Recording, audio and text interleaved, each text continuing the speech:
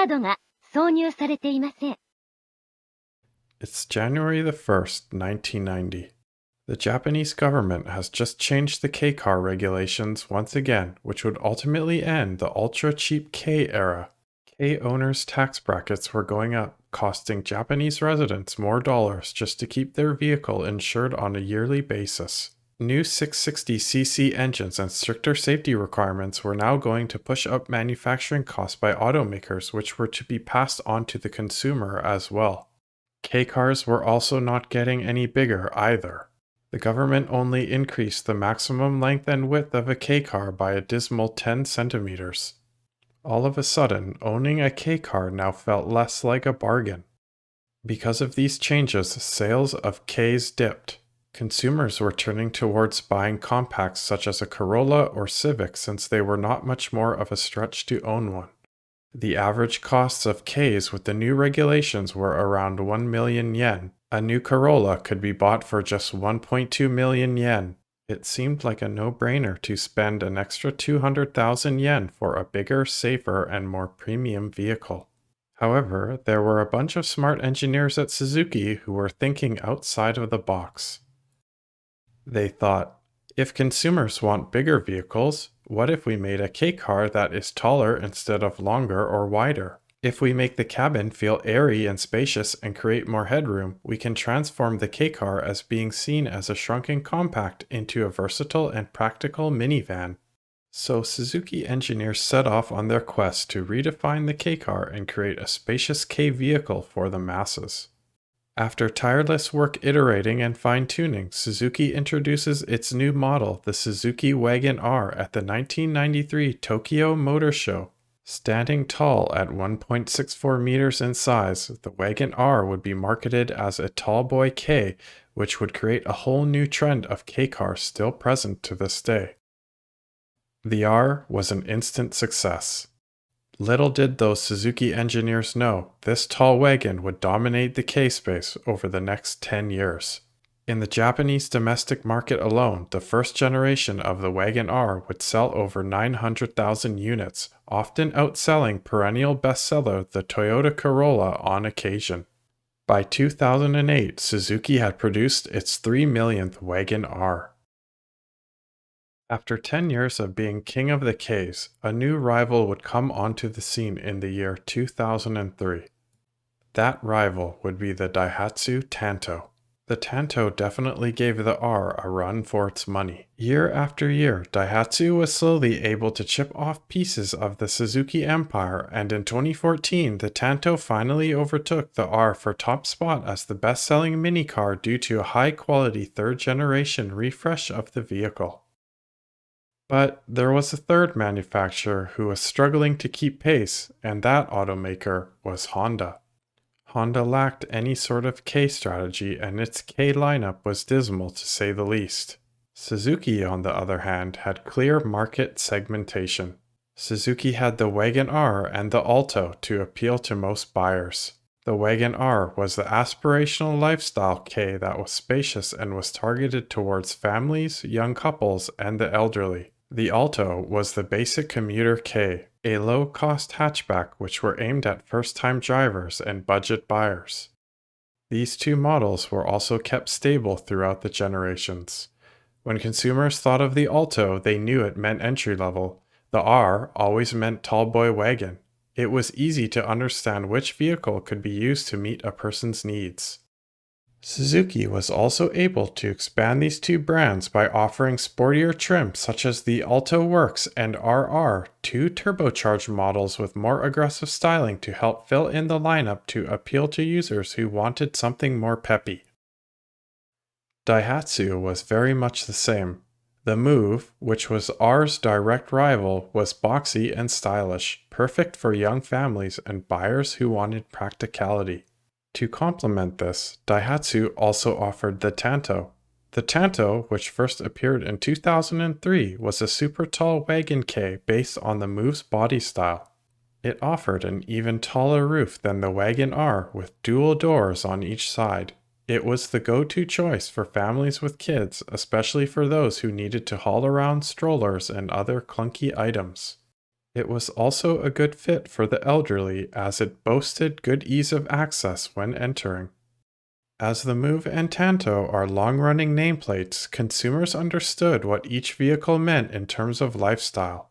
The Move was always the cool urban Kei, perfect for younger audiences. When the Tanto came on the scene, buyers knew it was the default choice when hauling around families. Daihatsu also mimicked Suzuki by offering performance models such as the Move Custom and Tanto Custom, giving them sportier suspension and a more aggressive look. Then there was Honda. Honda's Kei line was confusing to say the least.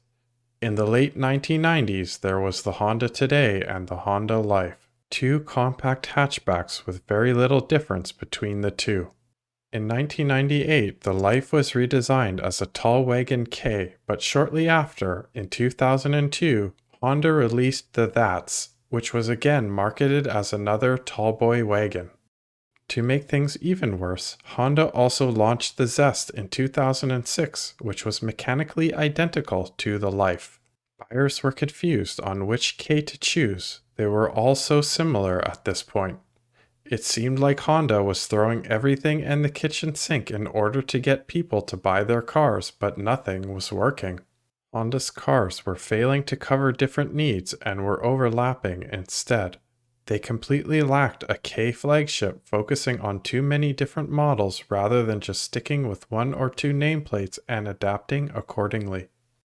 Having said that, Honda did try its best to fill in some of the cracks where it could.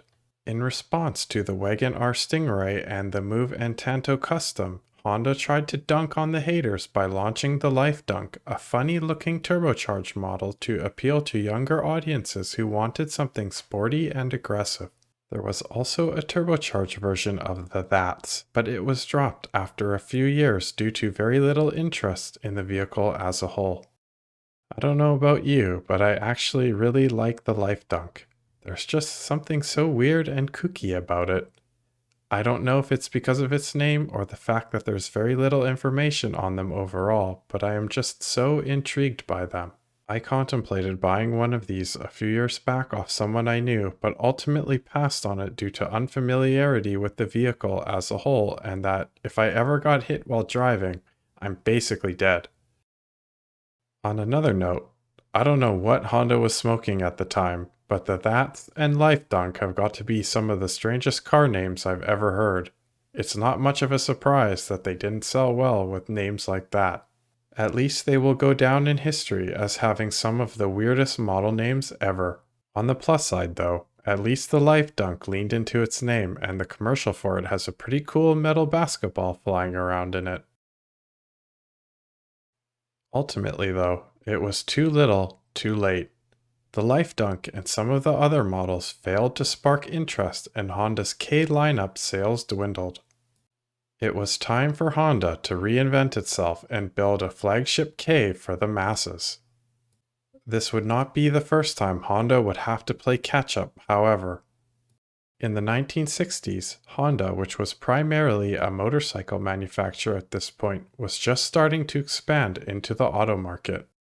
They introduced the T360, a Kei mini truck powered by a 356cc inline-4 motor, and the S500, a two-seater open-top sports car with a 531cc power plant.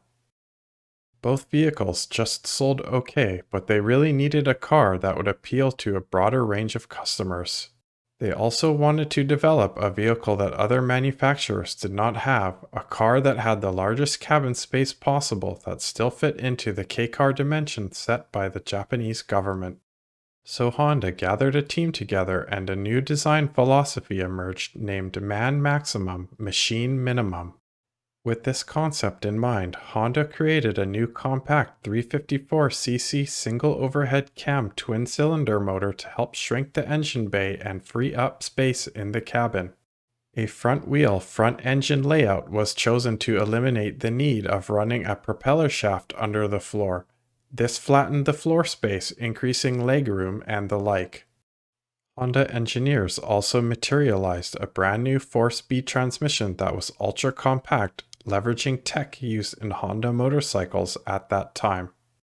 In March of 1967, this new vehicle, named the Honda N360, would be launched.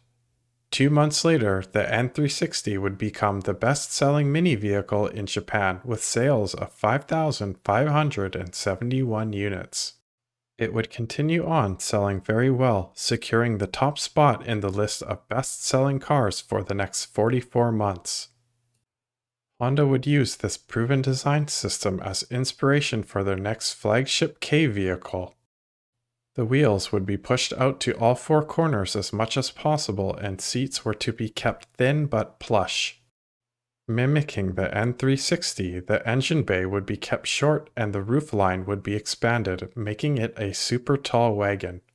With this, Honda would go on to design one of the roomiest Kei interiors ever made.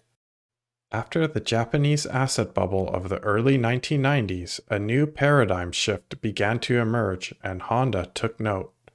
As the Japanese economy stagnated, families began to cut costs. Wages continued to stagnate for decades, and the economy was still on a downtrend well into the 2010s. Kei cars were now shifting from being the secondary car or commuter car to being the main family car. Especially in rural areas, Kei cars were often the only car in the household. This gave Honda some ideas. If Kei cars were now becoming the main car, why can't they feel premium? Honda wanted to incorporate high-quality materials and fabrics such as wood grain and piano black style pieces, as well as padded door cards and leather-wrapped steering wheels and shift knobs on higher trims. Decent sound isolation and reducing NVH were a must, so thick glass and door seals were chosen. By doing this, Honda wanted to convince buyers that their new Kei is a real car rather than a cheap appliance as they were often viewed. 3 years after the global financial crisis, the Fukushima disaster, which damaged their R&D center in Tochigi Prefecture, and the 2011 Thailand floods, Honda was able to scrape a team together and complete what it was set out to do. Honda's new Kei was ready to be the comeback king. On October 27th of that year, the Honda N-Box was finally unveiled, and on November 30th, the car was launched in Japan. The advertising slogan for the car was to be New, Next, Nippon, Norimono. Norimono meaning vehicle. It was to be the people's car, which would breathe life back into the struggling Japanese car market. And man, did it deliver. By December of 2011, Honda had set a monthly sales target of 12,000 units. By the end of 2012, the N-Box had smashed those targets, selling 194,407 vehicles, 50,000 more vehicles than originally estimated. It would go on to be the best-selling Kei for fiscal year 2012. With the initial sales success of the N-Box, Honda doubled down and continued to pour capital into the project. They knew this time, after learning from the failures of the Life Dunk, That's, and other models, that they needed to capture other demographics of buyers rather than just families with young children. Appealing to other audiences meant more sales and more budget to further refine the N-Box going forward. So, that's what Honda did. The N-Box Custom, which was designed to appeal to style-conscious buyers between the ages of 20 and 40, was launched with the intention to make it feel closer to a step wagon in miniature. It offered the highest trim levels, equipped with alloy wheels, LED projector headlights, and ambient lighting, as well as the option for a turbocharged version. On the 5th of July 2012, Honda made a variant of the N-Box named the N-Box Plus. It had a slanted loading floor at the rear with a fold-out ramp, enabling large objects to be rolled inside. The N-Box Plus would cover 3 different categories of buyers. The first being active lifestyle people who wanted to haul things around like surfboards and other camping equipment. The second category was for the elderly market. The N-Box Plus could be outfitted with a well cab package which included an electric winch ramp for wheelchairs, perfect for caregivers whose patients had mobility needs. The last and final category was for consumers with micro business and utility needs who wanted Kei-size practicality but needed a cargo van alternative. But Honda didn't stop there. In December of 2014, Honda added yet another model variant for the N-Box lineup. Designed with a chopped roof and a swinging tailgate, the N-Box Slash would be one of the sportier models, targeting singles and couples who didn't need space for strollers and the like. It would have many different trims to choose from, some of which being street rod, California diner, and session style to match people's personal taste. I like to think that the interior choices and the fact that it has a chopped roof was a bit of a nod towards American chop-top cars of the 50s and 60s. But you can be the judge of that. Honda continued strong sales of its N-Box as the years went by. But in order to dominate the Kei space, they needed to come up with a cohesive strategy and build a complete lineup. Each car in the lineup would have a clear role, and they believed that it should be as easy as picking one of the cars that had most closely suited a person's needs. This cued the release of the first of 3 other Kei cars to the N lineup, the N1. Debuting in 2012, the N1 was a 4-seater hatchback designed with the motif of the N360. As a retro-styled vehicle, it would be given the name of Fashion Kei, emphasizing fun and individuality. It was also to be considered as a cute Kei, which would be strongly marketed towards women and younger buyers who wanted their car to feel like a fashion accessory.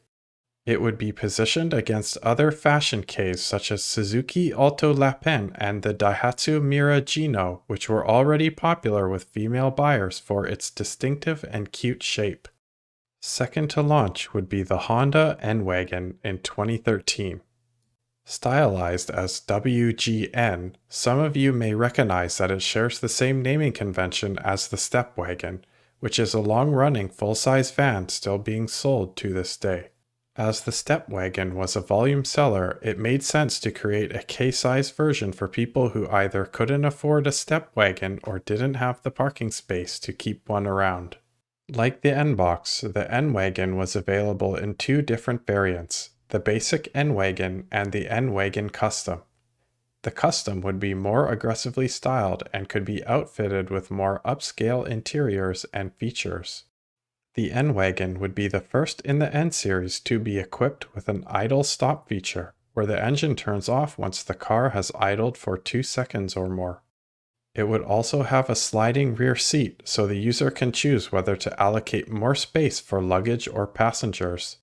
The N-WGN would sell quite well in the first 3 full years, selling over 100,000 units on average. But the lineup would not be complete without some sort of cargo van. Last but not least, in 2018, Honda would say goodbye to the Vamos after a 19-year run and release the NVAN. The NVAN's target demographic would be the same types of people who are interested in the N-Box Plus. It was a perfect fit for small business owners and tradespeople who needed some sort of utility vehicle to haul around supplies. Interestingly, at its release, the NVAN was available with a 6-speed manual on all trims except for one. Pretty rare to see a manual trans on a vehicle in 2018. By the late 2010s, Honda would add one more thing to their lineup to truly differentiate itself from the other guys, and that would be Honda Sensing. This included features like lane keeping assist, adaptive cruise control, lane departure warning, and others. It would be the first Kei car to have a comprehensive package of driver assist systems, making Honda's Kei cars feel even more like real cars. Sales of the vehicles as a whole improved from this, and especially the N-Box, jumping from 169,000 units sold in 2016 to over 247,000 units sold by the end of 2019.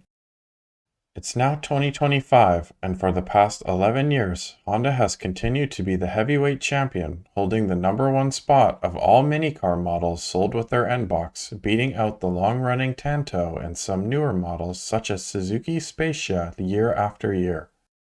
Honda's return to a winning formula by drawing inspiration from the N360 would come in clutch, Its spectacular design and engineering and its ability to understand its consumer base allowed it to create the pinnacle Kei car for the masses.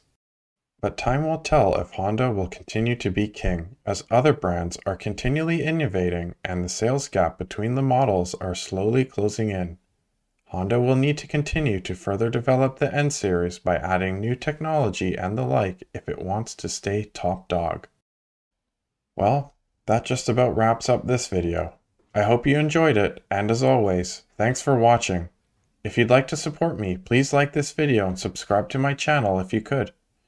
I'll catch you in the next one.